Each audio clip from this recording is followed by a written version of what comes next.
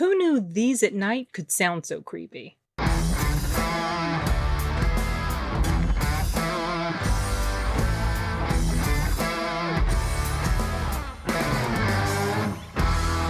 You'll know what I'm talking about when you get to that scene. And I just couldn't help but think about how dang creepy that was when it was going on.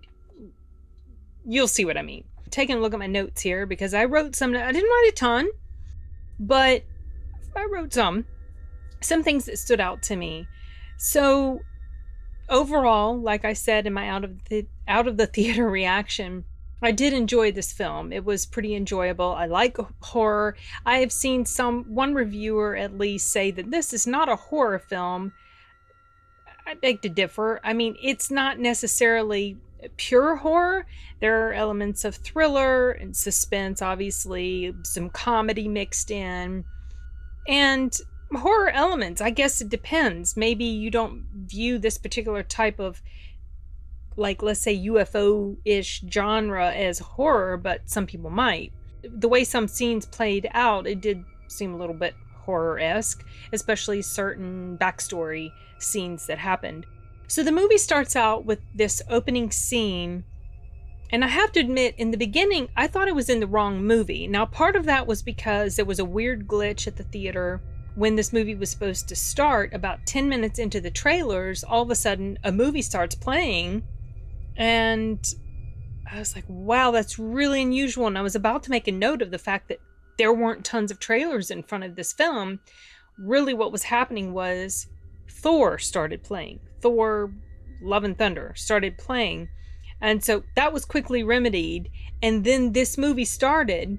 And the scene at the beginning was like, am I in the right movie again? I mean, what's going on? And then very quickly you realize that it's right, it's accurate. So just be prepared for the fact that the opening scene doesn't seem to match with what you think you're going to be seeing the rest of the movie. There's a reason for that. Obviously, in the beginning, you're wondering, what am I looking at? What is it? Why are they showing this? What is this? And you do come back around to that, and that's explained. And so you get what's going on. Though I do have to say something about that, but I'll save that for the end of sort of like the tail end of my review here, where I'm kind of going over things that are sort of in con territory for me.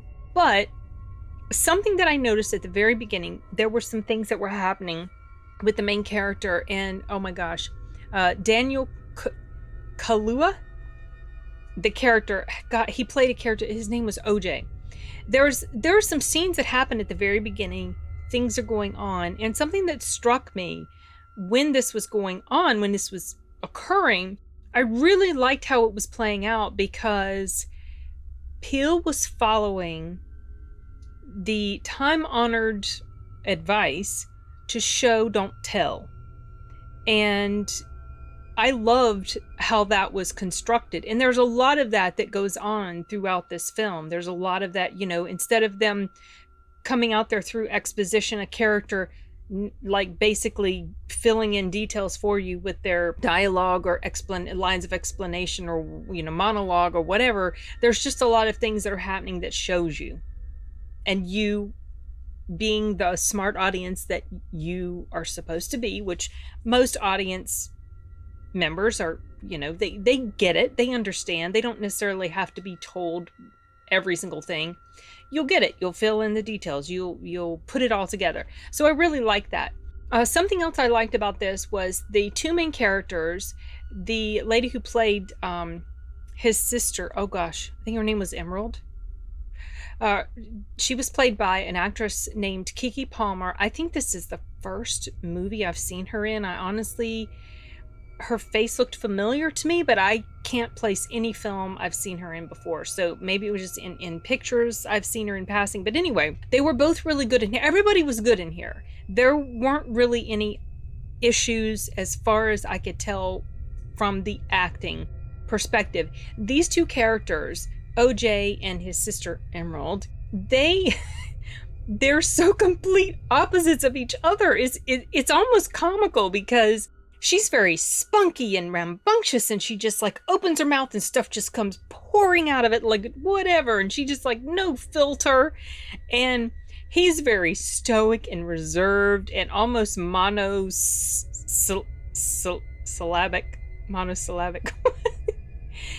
He, like, a lot of times one word answers or one syllable responses. He's just very, he's a man of few words. I was noticing that early on. And a lot of his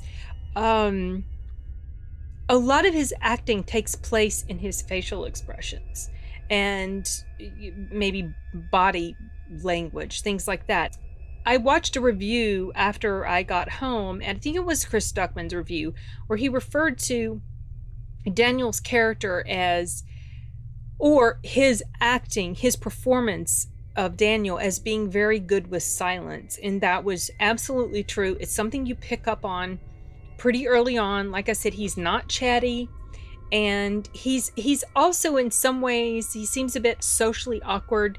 There are different scenes where when he's talking with someone, and I guess you can maybe when he's not sure of himself, not confident or whatever, and he doesn't want to look people in the eyes, and it just feels so awkward, like, so, oh, you just so cringe with him because you can feel his discomfort.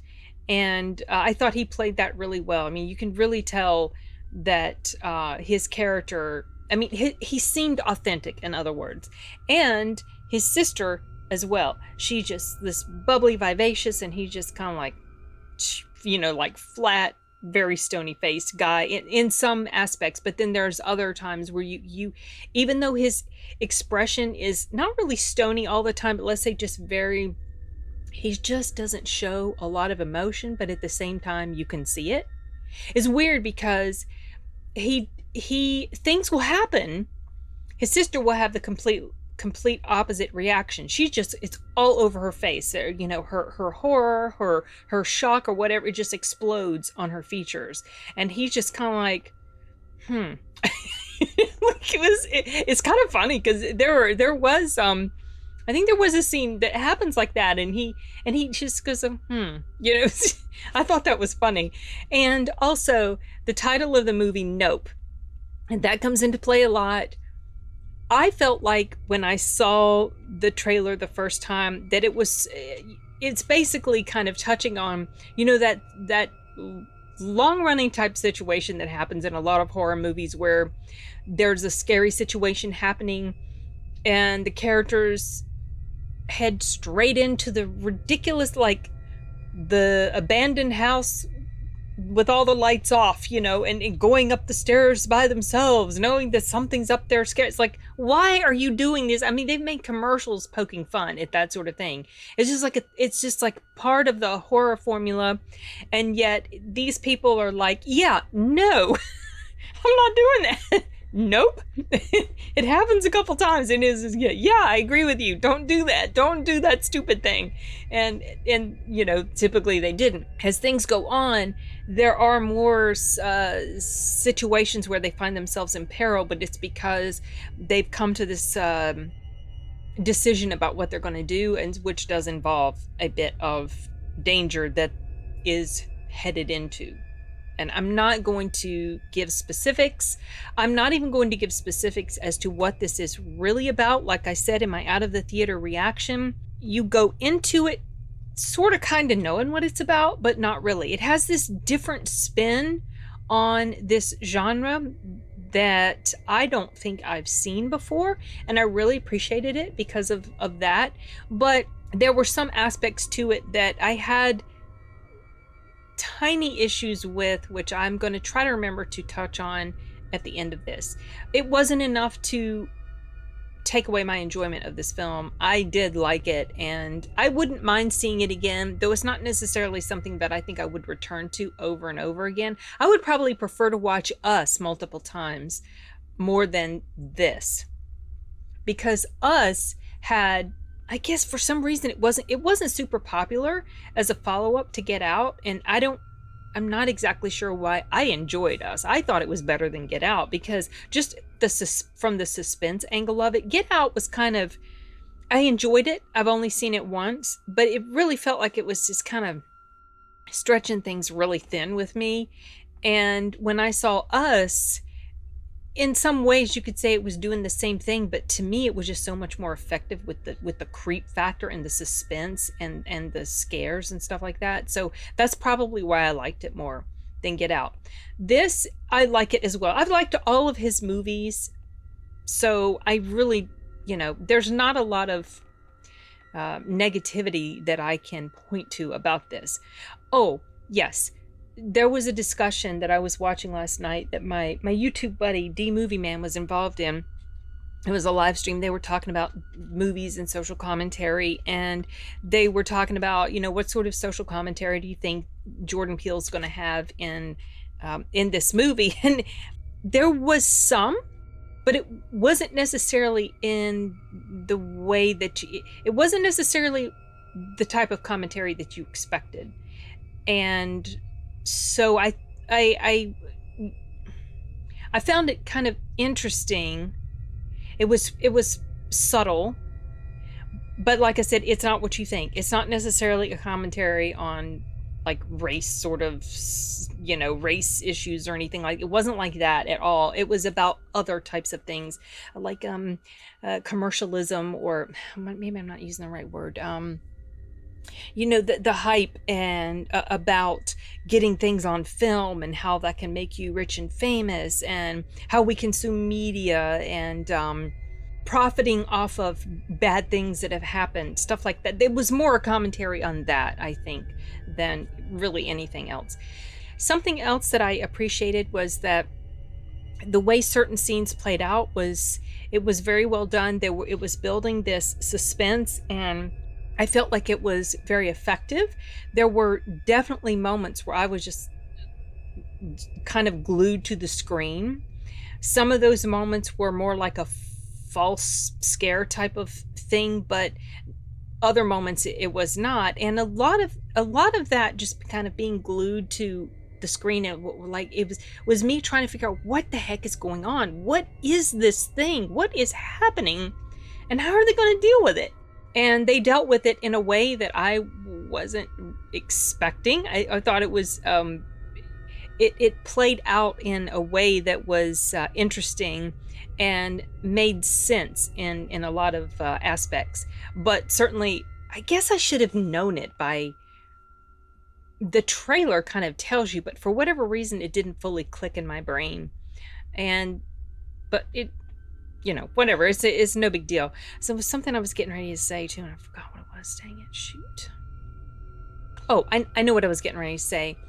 I felt like also this movie did a really good job of delving into the characters. Like you felt, there were some characters like side characters. One was the guy played by Michael Wincott, I think that's his name, dude from The Crow and Robin Hood, Prince of Thieves, very raspy voice guy.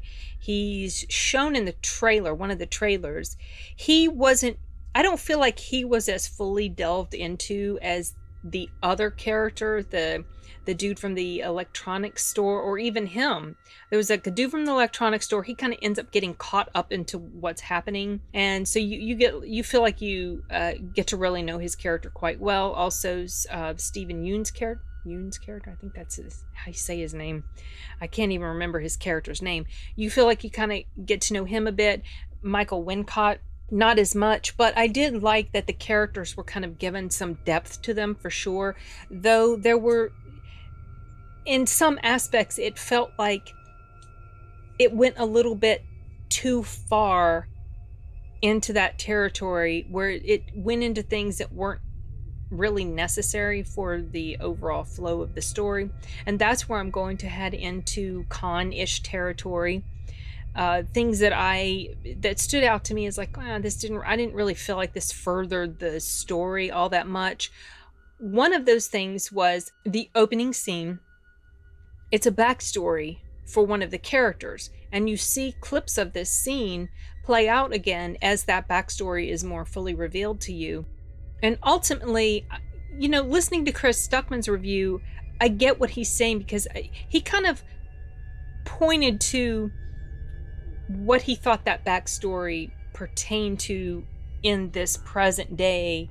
And I get it, that makes sense. But at the same time, I feel like you didn't really need to delve into all of that in order to get to the meat of what's going on here. So that whole backstory element, while portions of it were quite terrifying as it was happening, you'll know what I'm talking about when you see it, I didn't really feel like it added anything needed to the story. And so, tying into something else I was going to mention, trimming that out, I think would probably make this feel like it flows a bit better. In all honesty, this movie felt a skosh too long.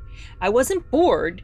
It wasn't that. It felt like there were things, like I said, this backstory stuff that was happening that didn't really need to be there. And I think trimming that out would have helped. Would have probably, well, you know, I don't know. This movie's like, I think the runtime is 2 hours and 11 minutes. Credits are probably 8 to 10 minutes of that. If they had trimmed out the backstory stuff, that would have brought it in at probably about 2 hours, taken off the credits an hour and 50. And I feel like that would have been just a more easily flowing runtime for this film. Another thing that I noticed, and as I was watching it, I was reminded of something. So a few weeks ago or a couple months ago, someone on Twitter, I think it was Twitter, they mentioned something about how they felt like Nope was going to end up being delayed. And that surprised me because I hadn't heard of any sort of production issues with Nope up until this point. I mean, well, maybe I missed something. I don't know. And I wondered why. And they were saying something about the visual effects. And I thought to myself, why? This doesn't look like a movie with a ton of visual effects. And then as I'm watching, and certain things are revealed and you see certain things a little bit more fully, I felt like I knew what that person might have been referring to. Now, I might be completely off base, but some of the visual effects in here, when you see things more fully, I'm being super vague, sorry. Maybe you'll know what I'm talking about when you get to that part. I felt like that looked a bit cheap. Like it looked like it, not necessarily cheap because visual effects are expensive, but it didn't look very polished. It didn't look as polished as maybe it should have been given what they're trying to depict on the screen. And so that stood out to me as well. But that's a minor issue, really. I mean, yeah, I noticed it, but it wasn't anything. It was like, this is terrible. I think if I had not liked the story, if I hadn't liked the characters, that whole thing with the visual effects, and also the length of the movie, I think all of those things would have combined to make me just, it would have really amplified, let's say, it would have amplified those issues I have. But since I enjoyed the film, I liked the characters, I liked the way the story played out. There was back and forth stuff happening, you know. It was almost broken up into like chapters. Each section was given a name, and also there were flashback things that happened. So if I hadn't liked how that all flowed, if I hadn't been caught up in the narrative and trying to, you know, see what was going to happen with these characters and this situation that's going on in their little horse ranch area, I probably would have had more of an issue with those cons that I pointed out than I ultimately really ended up having. So yeah, overall, I felt like it was pretty decent film. I'd be curious to see what the audience thinks, especially since I know that the audience wasn't super crazy about Us.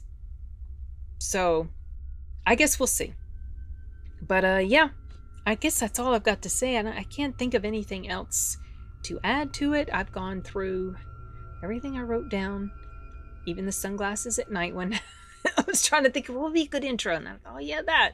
So yeah, but I think that's it. So I'm going to wrap this up. No need to just continue on about stuff. Otherwise, it would delve into spoilers, and I don't want to give you guys spoilers. I would like you to appreciate it on your own. So, okay, you guys, that's it. Adios.